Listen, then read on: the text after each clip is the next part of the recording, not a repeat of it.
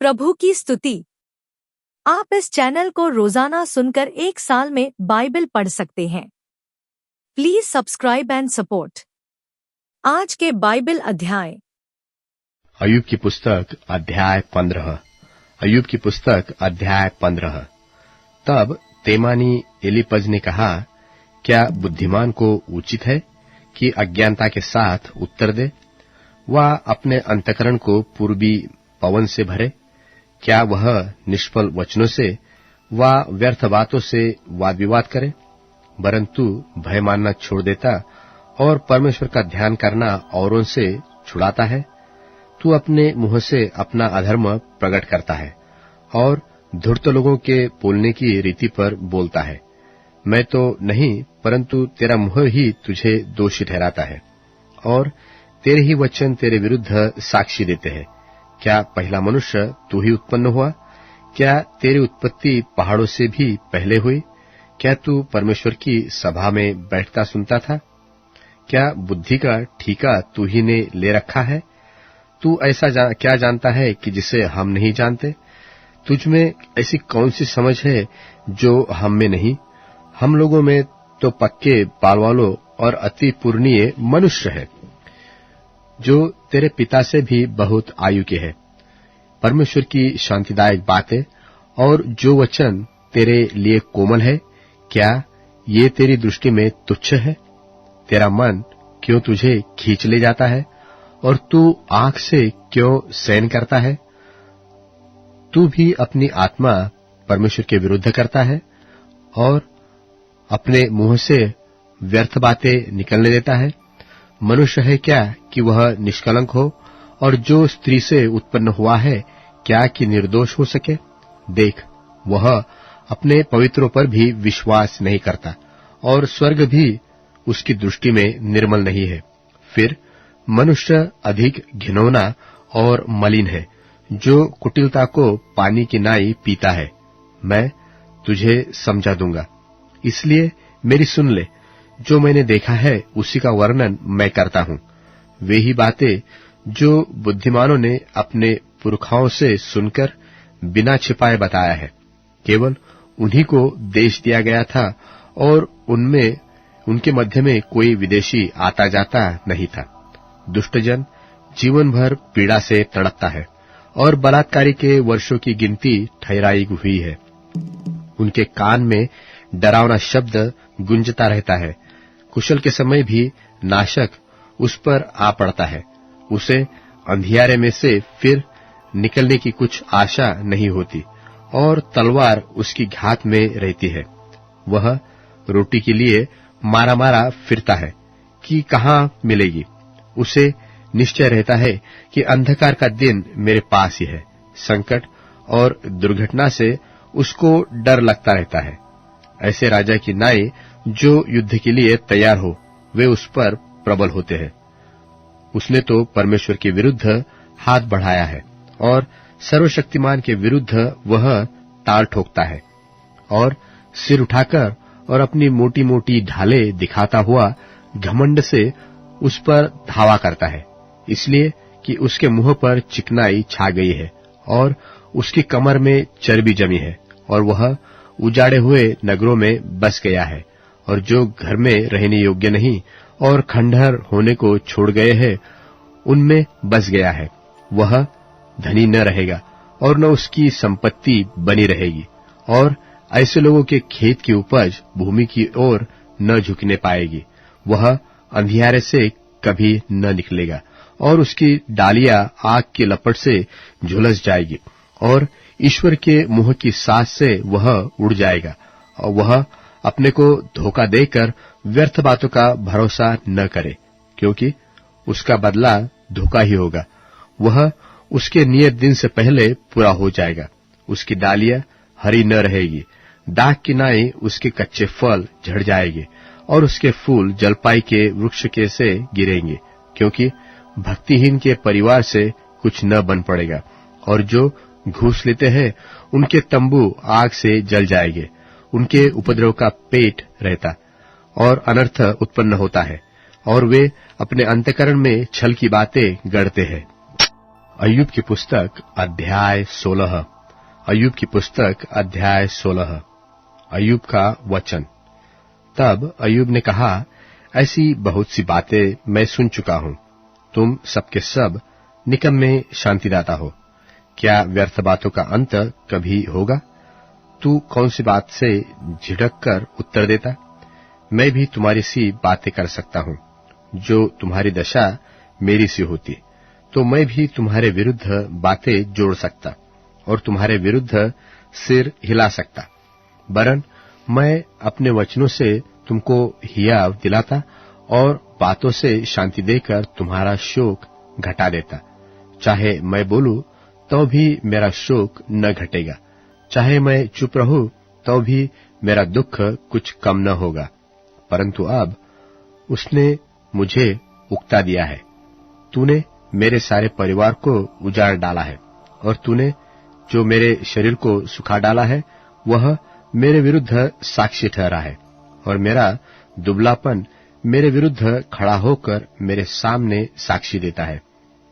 उसने क्रोध में आकर मुझको फाड़ा और मेरे पीछे पड़ा है।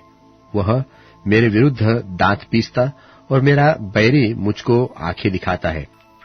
अब लोग मुझ पर मुंह पसारते हैं और मेरी नामधराई करके मेरे गाल पर थपेड़ा मारते और मेरे विरुद्ध भीड़ लगाते हैं।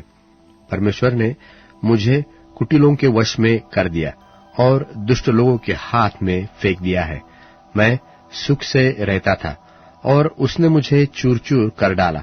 उसने मेरी गर्दन पकड़कर मुझे टुकड़े टुकड़े कर दिया। फिर उसने मुझे अपना निशाना बनाकर खड़ा किया। उसके तीर मेरे चारों ओर उड़ रहे हैं। वह निर्दय होकर मेरे गुर्दों को बेचता है और मेरा पित्त भूमि पर बहाता है। वह शूर की नाई मुझ पर धावा करके मुझे चोट पर चोट पहुंचाकर घायल करता है। मैंने अपनी खाल पर टाट को सी लिया है और अपना सींग मिट्टी में मैला कर दिया है।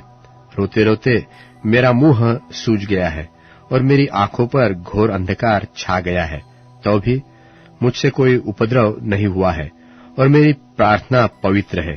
हे पृथ्वी, तू मेरे लहू को न ढांपना और मेरी दोहाई कहीं न रुके। अब भी स्वर्ग में मेरा साक्षी है और मेरा गवाह ऊपर है। मेरे मित्र मुझसे घृणा करते हैं, परंतु मैं परमेश्वर के सामने आंसू बहाता हूं कि कोई परमेश्वर के विरुद्ध सज्जन का और आदमी का मुकदमा उसके पड़ोसी के विरुद्ध लड़े, क्योंकि थोड़े ही वर्षों के बीतने पर मैं उस मार्ग से चला जाऊंगा जिससे मैं फिर वापस न लौटूंगा। प्रेरितों के कामों का वर्णन 9वां अध्याय। और शाऊल जो अब तक प्रभु के चेलों को धमकाने और घात करने की धुन में था, महायाजक के पास गया और उससे दमिश्क की आराधनालयों के नाम पर इस अभिप्राय की चिट्ठियां मांगी कि क्या पुरुष क्या स्त्री जिन्हें वह इस पंथ पर पाए उन्हें बांधकर यरूशलेम में ले आए। परंतु चलते चलते जब वह दमिश्क के निकट पहुंचा तो एकाएक आकाश से उसके चारों ओर ज्योति चमकी और वह भूमि पर गिर पड़ा और यह शब्द सुना कि हे शाऊल, तू मुझे क्यों सताता है? उसने पूछा, हे प्रभु, तू कौन है? उसने कहा, मैं यीशु हूं जिसे तू सताता है। परंतु अब उठकर नगर में जा और जो तुझे करना है वह तुझसे कहा जाएगा। जो मनुष्य उसके साथ थे वे चुपचाप रह गए, क्योंकि शब्द सो सुनते थे परंतु किसी को देखते न थे। तब शाऊल भूमि पर से उठा, परंतु जब आंखें खोली तो उसे कुछ दिखाई न दिया और वे उसका हाथ पकड़ के दमिश्क में ले गए और वह 3 दिन तक न देख सका और न खाया और न पिया। दमिश्क में हनन्याह नाम एक चेला था। उससे प्रभु ने दर्शन में कहा, हे हनन्याह। उसने कहा, हाँ प्रभु। तब प्रभु ने उससे कहा, उठकर उस गली में जा जो सीधी कहलाती है और यहूदा के घर में शाऊल नाम एक तारसी को पूछ ले, क्योंकि देख वह प्रार्थना कर रहा है। और उसने हनन्याह नाम एक पुरुष को भीतर आते और अपने ऊपर हाथ रखते देखा है, ताकि फिर से दृष्टि पाए। हनन्याह ने उत्तर दिया कि हे प्रभु, मैंने इस मनुष्य के विषय में बहुतों से सुना है कि इसने यरूशलेम में तेरे पवित्र लोगों के साथ बड़ी बड़ी बुराइयां की हैं, और यहाँ भी इसको महायाजकों की ओर से अधिकार मिला है कि जो लोग तेरा नाम लेते हैं उन सबको बांध ले। परंतु प्रभु ने उससे कहा कि तू चला जा, क्योंकि यह तो अन्य जातियों और राजाओं और इस्राएलियों के सामने मेरा नाम प्रकट करने के लिए मेरा चुना हुआ पात्र है, और मैं उसे बताऊंगा कि मेरे नाम के लिए उसे कैसा कैसा दुख उठाना पड़ेगा। तब हनन्याह उठकर उस घर में गया और उस पर अपना हाथ रख कर कहा, हे भाई शाऊल, प्रभु अर्थात यीशु जो उस रास्ते में जिससे तू आया तुझे दिखाई दिया था, उसी ने मुझे भेजा है कि तू फिर दृष्टि पाए और पवित्र आत्मा से परिपूर्ण हो जाए। और तुरंत उसकी आंखों से छिलके से गिरे और वह देखने लगा और उठकर बपतिस्मा लिया, फिर भोजन करके बल पाया। और वह कई दिन उन चेलों के साथ रहा जो दमिश्क में थे, और वह तुरंत आराधनालयों में यीशु का प्रचार करने लगा कि वह परमेश्वर का पुत्र है। और सब सुनने वाले चकित होकर कहने लगे, क्या यह वही व्यक्ति नहीं है जो यरूशलेम में उन्हें जो इस नाम को लेते थे नाश करता था, और यहाँ भी इसलिए आया था कि उन्हें बांधकर महायाजकों के पास ले जाए। परंतु शाऊल और भी सामर्थी होता गया और इस बात का प्रमाण दे देकर कि मसीह यही है, दमिश्क के रहने वाले यहूदियों का मुंह बंद करता रहा। जब बहुत दिन बीत गए तो यहूदियों ने मिलकर उसके मार डालने की युक्ति निकाली, परंतु उनकी युक्ति शाऊल को मालूम हो गई। वे तो उसके मार डालने के लिए रात दिन फाटकों पर लगे रहे थे, परंतु रात को उसके चेलों ने उसे लेकर टोकरे में बैठाया और शहरपनाह पर से लटकाकर उतार दिया। यरूशलेम में पहुंचकर उसने चेलों के साथ मिल जाने का उपाय किया, परंतु सब उससे डरते थे, क्योंकि उनको प्रतीति न होता था कि वह भी चेला है। परंतु बरनबा उसे अपने साथ प्रेरितों के पास ले जाकर उनसे कहा कि इसने किस रीति से मार्ग में प्रभु को देखा और उसने इससे बातें की। फिर दमिश्क में इसने कैसे हियाव से यीशु के नाम से प्रचार किया। वह उनके साथ यरूशलेम में आता जाता रहा और निधड़क होकर प्रभु के नाम से प्रचार करता था, और यूनानी भाषा बोलने वाले यहूदियों के साथ बातचीत और वाद विवाद करता था। परंतु वे उसके मार डालने का यत्न करने लगे। यह जानकर भाई उसे कैसरिया में ले आए और तरसुस को भेज दिया। सो सारे यहूदिया और गलील और सामरिया में कलीसिया को चैन मिला और उसकी उन्नति होती गई, और वह प्रभु के भय और पवित्र आत्मा की शांति में चलती और बढ़ती जाती थी। और ऐसा हुआ कि पतरस हर जगह फिरता हुआ उन पवित्र लोगों के पास भी पहुंचा जो लुद्दा में रहते थे। वहां उसे एनियास नाम झोले का मारा हुआ एक मनुष्य मिला जो 8 वर्ष से खाट पर पड़ा था। पतरस ने उससे कहा, हे एनियास, यीशु मसीह तुझे चंगा करता है, उठ, अपना बिछौना बिछा। तब वह तुरंत उठ खड़ा हुआ, और लुद्दा और शारोन के सब रहने वाले उसे देखकर प्रभु की ओर फिरे। याफा में तबीता अर्थात दोरकास नाम एक विश्वासिनी रहती थी। वह बहुतेरे भले भले काम और दान किया करती थी। उन्हीं दिनों में वह बीमार होकर मर गई, और उन्होंने उसे नहलाकर अटारी पर रख दिया। और इसलिए कि लुद्दा याफा के निकट था, चेलों ने यह सुनकर कि पतरस वहां है, 2 मनुष्य भेजकर उससे विनती की कि हमारे पास आने में देर न कर। तब पतरस उठकर उनके साथ हो लिया, और जब पहुंच गया तो वे उसे उस अटारी पर ले गए, और सब विधवाएं रोती हुई उसके पास आ खड़ी हुई, और जो कुर्ते और कपड़े दोरकास ने उनके साथ रहते हुए बनाए थे दिखाने लगी। तब पतरस ने सबको बाहर कर दिया और घुटने टेक कर प्रार्थना की, और लोथ की ओर देखकर कहा, हे तबीता, उठ। तब उसने अपनी आंखें खोल दी और पतरस को देखकर उठ बैठी। उसने हाथ देकर उसे उठाया और पवित्र लोगों और विधवाओं को बुलाकर उसे जीवित और जागृत दिखा दिया। यह बात सारे याफा में फैल गई और बहुतेरों ने प्रभु पर विश्वास किया। और पतरस याफा में शमौन नाम किसी चमड़े के धंधा करने वाले के यहाँ बहुत दिन तक रहा। प्रेरितों के कामों का वर्णन 10वां अध्याय। कैसरिया में कुरनेलियुस नाम एक मनुष्य था जो इतालियानी नाम पलटन का सूबेदार था। वह भक्त था और अपने सारे घराने समेत परमेश्वर से डरता था और यहूदी लोगों को बहुत दान देता और बराबर परमेश्वर से प्रार्थना करता था। उसने दिन के तीसरे पहर के निकट दर्शन में स्पष्ट रूप से देखा कि परमेश्वर का एक स्वर्गदूत मेरे पास भीतर आकर कहता है कि हे कुरनेलियुस। उसने उसे ध्यान से देखा और डर कर कहा, हे प्रभु, क्या है? उसने उससे कहा, तेरी प्रार्थनाएं और तेरे दान स्मरण के लिए परमेश्वर के सामने पहुंचे हैं, और अब याफा में मनुष्य भेजकर शमौन को, जो पतरस कहलाता है, बुलवा ले। वह शमौन चमड़े के धंधा करने वाले के यहाँ पाहुन है, जिसका घर समुद्र के किनारे है।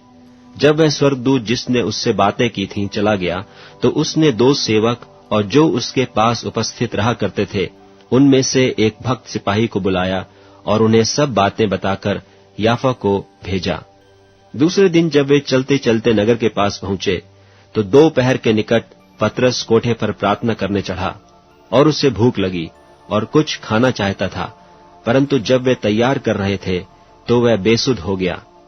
और उसने देखा कि आकाश खुल गया और एक पात्र बड़ी चादर के समान चारों कोनों से लटकता हुआ पृथ्वी की ओर उतर रहा है, जिसमें पृथ्वी के सब प्रकार के चौपाए और रेंगने वाले जंतु और आकाश के पक्षी थे। और उसे एक ऐसा शब्द सुनाई दिया कि हे पतरस, उठ, मार और खा। परंतु पतरस ने कहा, नहीं प्रभु, कदापि नहीं, क्योंकि मैंने कभी कोई अपवित्र या अशुद्ध वस्तु नहीं खाई है। फिर दूसरी बार उसे शब्द सुनाई दिया कि जो कुछ परमेश्वर ने शुद्ध ठहराया है, उसे तू अशुद्ध मत कह। 3 बार ऐसा ही हुआ। तब तुरंत वह पात्र आकाश पर उठा लिया गया। जब पतरस अपने मन में दुविधा कर रहा था कि यह दर्शन जो मैंने देखा क्या है, तो देखो, वे मनुष्य जिन्हें कुरनेलियुस ने भेजा था, शमौन के घर का पता लगाकर देवड़ी पर आ खड़े हुए और पुकार कर पूछने लगे, क्या शमौन जो पतरस कहलाता है यहीं पाहुन है? पतरस तो उस दर्शन पर सोच ही रहा था कि आत्मा ने उससे कहा, देख, 3 मनुष्य तेरी खोज में हैं, सो उठकर नीचे जा और बेखटके उनके साथ हो ले, क्योंकि मैं ही ने उन्हें भेजा है। तब पतरस ने उतरकर उन मनुष्यों से कहा, देखो, जिसकी खोज तुम कर रहे हो वह मैं ही हूं। तुम्हारे आने का क्या कारण है?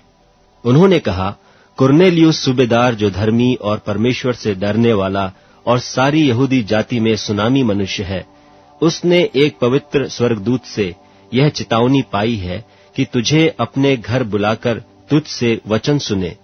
तब उसने उन्हें भीतर बुलाकर उनकी पहुनाई की, और दूसरे दिन वह उनके साथ गया और याफा के भाइयों में से कई उसके साथ हो लिए। दूसरे दिन वे कैसरिया में पहुंचे, और कुरनेलियुस अपने कुटुंबियों और प्रिय मित्रों को इकट्ठे करके उनकी बाट जो रहा था। जब पतरस भीतर आ रहा था, तो कुरनेलियुस ने उससे भेंट की और पांव पड़ के प्रणाम किया, परंतु पतरस ने उसे उठाकर कहा, खड़ा हो, मैं भी तो मनुष्य हूं। और उसके साथ बातचीत करता हुआ भीतर गया और बहुत से लोगों को इकट्ठे देखकर उनसे कहा, तुम जानते हो कि अन्य जाति की संगति करना या उसके यहाँ जाना यहूदी के लिए अधर्म है, परंतु परमेश्वर ने मुझे बताया है कि किसी मनुष्य को अपवित्र या अशुद्ध न कहूं। इसीलिए मैं जब बुलाया गया तो बिना कुछ कहे चला आया। अब मैं पूछता हूं कि मुझे किस काम के लिए बुलाया गया है? कुरनेलियुस ने कहा कि इस घड़ी पूरे 4 दिन हुए कि मैं अपने घर में तीसरे पहर को प्रार्थना कर रहा था कि देखो, एक पुरुष चमकीला वस्त्र पहने हुए मेरे सामने आ खड़ा हुआ और कहने लगा, हे कुरनेलियुस, तेरी प्रार्थना सुन ली गई और तेरे दान परमेश्वर के सामने स्मरण किए गए हैं। इसलिए किसी को याफा भेजकर शमौन को, जो पतरस कहलाता है, बुला। वह समुद्र के किनारे शमौन चमड़े के धंधा करने वाले के घर में पाहुन है। तब मैंने तुरंत तेरे पास लोग भेजे और तूने भला किया जो आ गया। अब हम सब यहाँ परमेश्वर के सामने हैं, ताकि जो कुछ परमेश्वर ने तुझसे कहा है उसे सुने। तब पतरस ने मुंह खोलकर कहा, अब मुझे निश्चय हुआ कि परमेश्वर किसी का पक्ष नहीं करता, वरन हर जाति में जो उससे डरता और धर्म के काम करता है वह उसे भाता है। जो वचन उसने इस्राएलियों के पास भेजा, जबकि उसने यीशु मसीह के द्वारा, जो सबका प्रभु है, शांति का सुसमाचार सुनाया, वह बात तुम जानते हो जो यूहन्ना के बपतिस्मा के प्रचार के बाद गलील से आरंभ करके सारे यहूदिया में फैल गई, कि परमेश्वर ने किस रीति से यीशु नासरी को पवित्र आत्मा और सामर्थ्य से अभिषेक किया। वह भलाई करता और सबको जो शैतान के सताए हुए थे अच्छा करता फिरा, क्योंकि परमेश्वर उसके साथ था। और हम उन सब कामों के गवाह हैं जो उसने यहूदिया के देश और यरूशलेम में भी किए, और उन्होंने उसे काठ पर लटकाकर मार डाला। उसको परमेश्वर ने तीसरे दिन जिलाया और प्रकट भी कर दिया है, सब लोगों को नहीं वरन उन गवाहों को जिन्हें परमेश्वर ने पहले से चुन लिया था, अर्थात हमको, जिन्होंने उसके मरे हुओं में से जी उठने के बाद उसके साथ खाया पिया। और उसने हमें आज्ञा दी कि लोगों में प्रचार करो और गवाही दो कि यह वही है जिसे परमेश्वर ने जीवितों और मरे हुओं का न्यायी ठहराया है।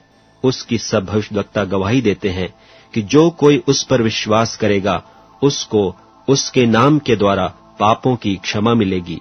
पतरस ये बातें कह ही रहा था कि पवित्र आत्मा वचन के सब सुनने वालों पर उतर आया, और जितने खतना किए हुए विश्वासी पतरस के साथ आए थे वे सब चकित हुए कि अन्य जातियों पर भी पवित्र आत्मा का दान उंडेला गया है, क्योंकि उन्होंने उन्हें भांति भांति की भाषा बोलते और परमेश्वर की बड़ाई करते सुना।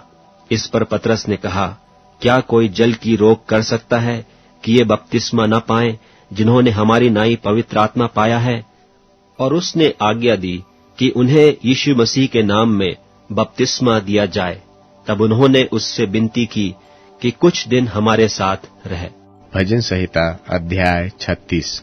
भजन संहिता अध्याय 36। दुष्ट जन का अपराध मेरे हृदय के भीतर यह कहता है कि परमेश्वर का भय उसकी दृष्टि में नहीं है। वह अपने अधर्म के प्रकट होने और घृणित ठहरने के विषय अपने मन में चिकनी चुपड़ी बातें विचारता है। उसकी बातें अनर्थ और छल की है। उसने बुद्धि और भलाई के काम करने से हाथ उठाया है। वह अपने बिछौने पर पड़े पड़े अनर्थ की कल्पना करता है। वह अपने कुमार्ग पर दृढ़ता से बना रहता है। बुराई से वह हाथ नहीं उठाता। हे यहोवा, तेरी करुणा स्वर्ग में है, तेरी सच्चाई आकाशमंडल तक पहुंचती है। तेरा धर्म ऊंचे पर्वतों के समान है, तेरे नियम अथाह सागर ठहरे है। हे यहोवा, तू मनुष्य और पशु दोनों की रक्षा करता है। हे परमेश्वर, तेरी करुणा कैसी अनमोल है। मनुष्य तेरे पंखों के तले शरण लेते हैं। वे तेरे भवन के चिकने भोजन से तृप्त होंगे, और तू अपनी सुख की नदी से उन्हें पिलाएगा, क्योंकि जीवन का सोता तेरे ही पास है। तेरे प्रकाश के द्वारा हम प्रकाश पाएंगे। अपने जानने वालों पर करुणा करता रह, और अपने धर्म के काम सीधे मन वालों में करता रह। अहंकारी मुझ पर लात उठाने न पाए, और न दुष्ट अपने हाथ के बल से मुझे भगाने पाए। वहां अनर्थकारी गिर पड़े हैं, वे ढकेल दिए गए और फिर उठ न सकेंगे। अब Amazon music, tune in, Spotify और YouTube म्यूजिक में उपलब्ध है। Please follow it.